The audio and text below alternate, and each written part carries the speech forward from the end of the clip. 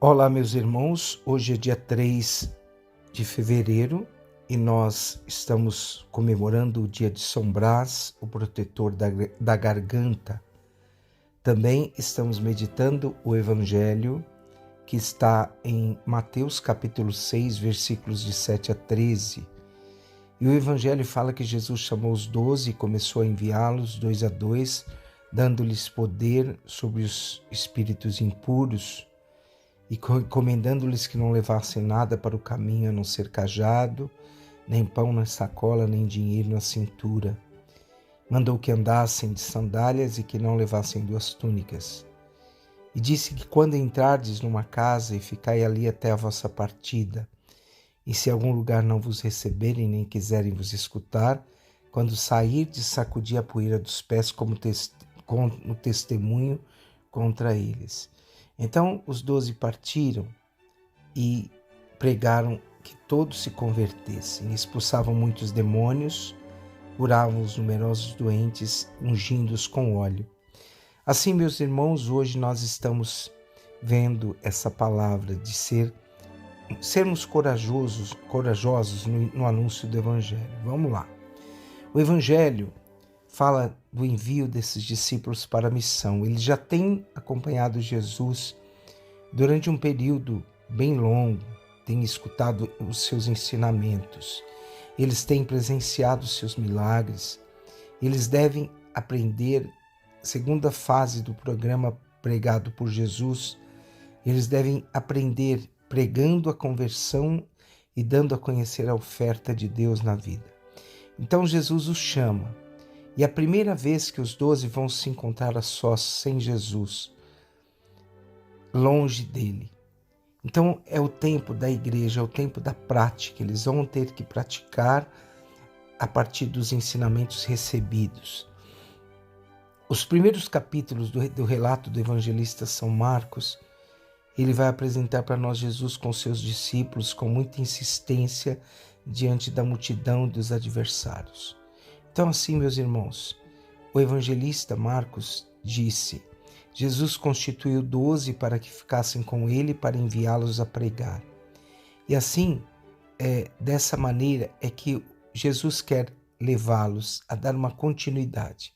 O texto deste evangelho procura mostrar como deve agir o seguidor de Jesus e como isso vai acontecer.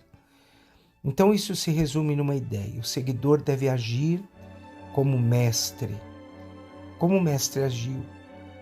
E o que aconteceu com o mestre? Tudo o que acontece com o mestre vai acontecer com o discípulo. Então, em primeiro lugar, diz Jesus, ele envia os discípulos de 2 a 2. Esse número 2 indica que a missão é um serviço comunitário e os cristãos devem ajudar-se mutuamente. É um trabalho de conjunção, de conjunto coletivo. Implica uma afirmação muito importante: igualdade. Exclui a subordinação de um ao outro. Quem vive o Evangelho do Senhor deve estar em sintonia com os irmãos da sua comunidade. E Jesus começou a enviá-los 2 a 2, independentemente das razões bíblicas. E essa expressão é muito moderna. Na igreja não se trabalha só, é uma equipe. O individualismo tem muitas formas, muito sutis. E nós não gostamos que nossos irmãos controlem nossos próprios comportamentos apostólicos. Então, o que Jesus pede? Que sejamos unidos comunitariamente. Jesus deu a esses discípulos o poder messiânico contra as forças do mal, a autoridade para libertar as pessoas. O evangelista quer nos dizer que o carisma da palavra que nós proclamamos, a necessidade de mudança de vida, o carisma de expulsar demônios, é um poder contra o mal, é o carisma de curar os enfermos. Isto é a melhor maneira de nós mudarmos a vida das pessoas que estão ao nosso lado. Eles são enviados com autoridade sobre os espíritos impuros para dominá-los e não para dominar os outros irmãos. O envio de Jesus, cada cristão deve instaurar um modo mais justo e fraterno e deve melhorar a vida das pessoas. Então, Jesus vai exigir dos discípulos um modo de vida baseado num desprendimento absoluto. E muitas vezes aquilo que nos impede de viver o Evangelho são os apegos às coisas humanas. E Jesus, então, é claro no seu afirmar: nós precisamos usar dos meios de evangelização, mas jamais podemos nos deixar de nos apoiar na graça de Deus. É contando com a graça de Deus que será fecundo o nosso anúncio do Evangelho. O desapego a tudo não implica somente a renunciar a alguma coisa. É uma carga pesada de bens materiais, que nos impede de viver o Evangelho. Jesus envia os 12 para pregar a mudança de vida, a conversão. E Jesus também instrui a cada um deles, Quando vocês entrarem numa casa, fiquem ali até a vossa partida.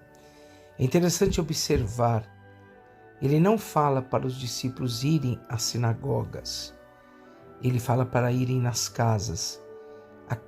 O lugar é a casa, a família, onde podem encontrar-se